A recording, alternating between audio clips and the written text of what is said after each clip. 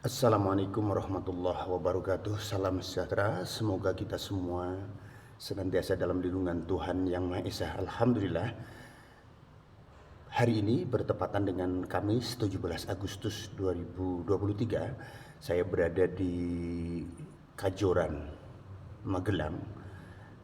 Dan saat ini kami berada di Makom Kiai Haji Abdul Hamid Kajoran, salah satu wali Panjer di Jawa Tengah yang sangat-sangat masyhur, dan beliau ini ulama sepuh yang berjuang mengembangkan ajaran agama Islam di Jawa Tengah pada khususnya.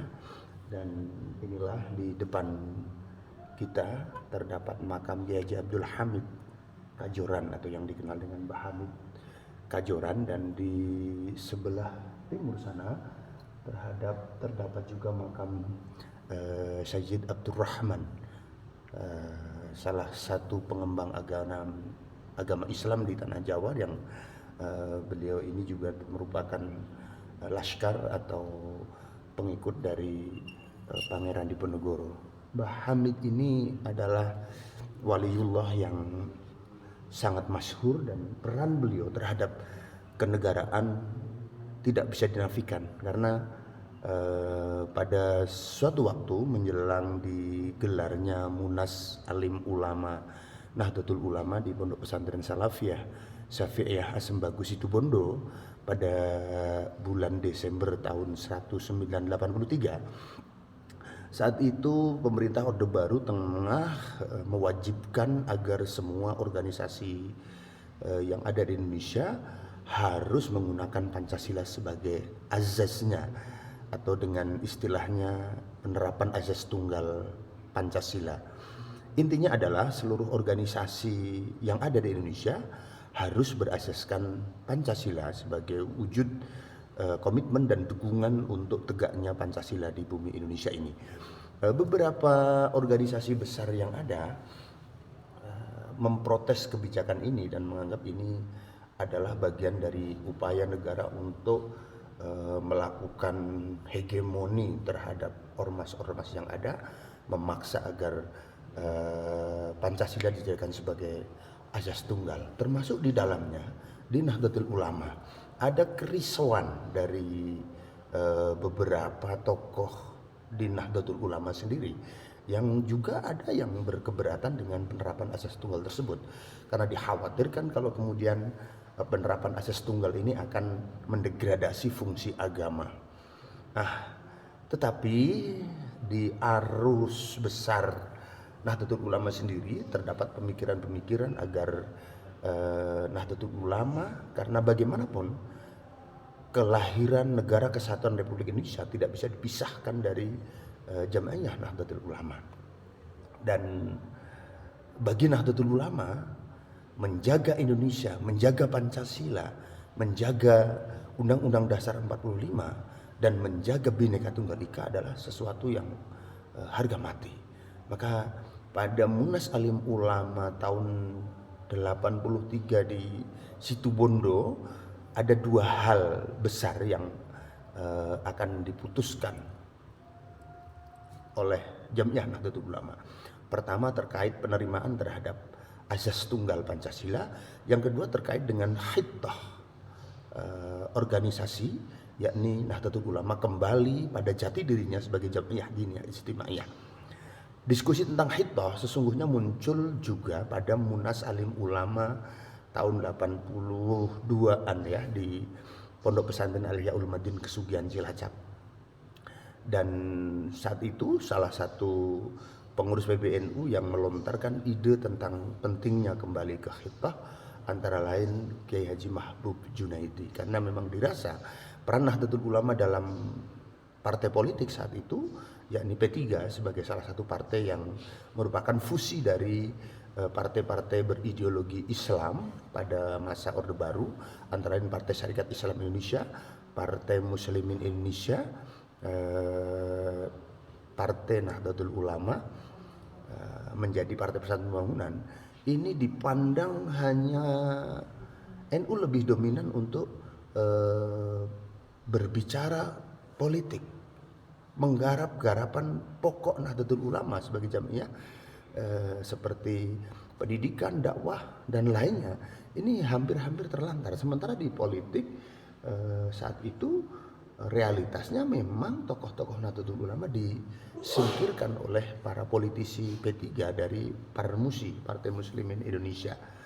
Nah, pasca Munas 82 kemudian diskusi terus bergulir dan pada Munas 83 di Pondok Pesantren Safiyah Sembang Situbondo, hal itu akan dijadikan sebagai satu mata pembicaraan, bahkan keputusan. Dan sebelum penyelenggaraan Munas Alim Ulama di Situbondo, menurut kesaksian yang disampaikan oleh putra dari Kiai Haji Abdul Hamid Kajoran, salah satu putra beliau almarhumlah Kiai menyampaikan bahwa memang betul saat itu ulama-ulama Nahdlatul Ulama, pengurus besar Nahdlatul Ulama datang sowan ke Mbah Abdul Hamid Kajoran untuk menyampaikan hal itu. Antara lain ada Kiai Haji Imron Hamzah, kemudian ada Kiai Ali Maksum Krapyak dan yang lain datang sowan ke Kajoran ini untuk menyampaikan kepada Romo Kiai Abdul Hamid Kajoran, kepada beliau menyampaikan bahwa saat ini ada upaya pemaksaan dari pemerintah Orde Baru untuk menjadikan Pancasila sebagai asas tunggal. Namun jawaban yang disampaikan oleh Kiai Haji Abdul Hamid ini justru di luar ekspektasi Kiai Ali Maksum khususnya. Beliau menyampaikan bahwa kenapakah harus dipaksa? Karena bagi kita umat Islam harus menerima Pancasila sebagai asas tunggal. Karena apa? Pancasila itu dirumuskan oleh para waliullah. Dan salah satu yang ikut merumuskan Pancasila itu adalah dari Nahdlatul Ulama Kiai Abdul Wahid Hasyim. Bahkan beliau menyampaikan bagi kita umat Islam cukup dengan mengamalkan 2 sila dari Pancasila saja maka sudah ia bisa menjadi waliullah, yakni sila ketuhanan yang Maha Esa dan sila kemanusiaan yang adil dan beradab. 2 sila ini mencakup aspek akidah, syariah dan tasawuf.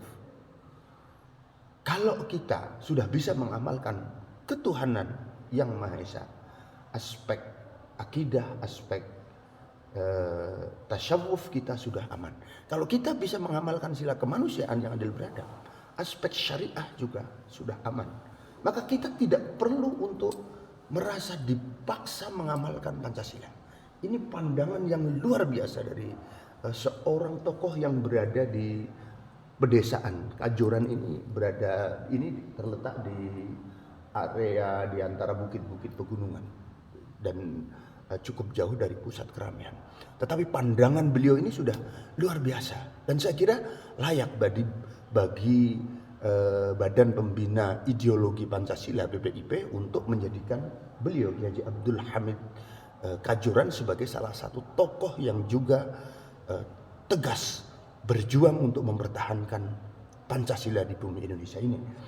Nah, kemudian Mbah Hamid memberikan penjelasan mengenai hubungan Pancasila dan Indonesia, Pancasila dengan kita, Pancasila dan Islam, Pancasila dan Nahdlatul Ulama secara detail berdasarkan pemahaman keagamaan beliau yang sangat-sangat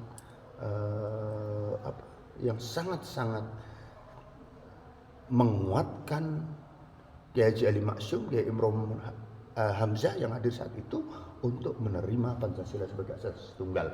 Dan betul pada Munas Nahdlatul Ulama tahun 1983 di Pondok Pesantren Safiyah Sembang Situbondo, kemudian lahirlah deklarasi Nahdlatul Ulama untuk menerima Pancasila sebagai asas tunggal.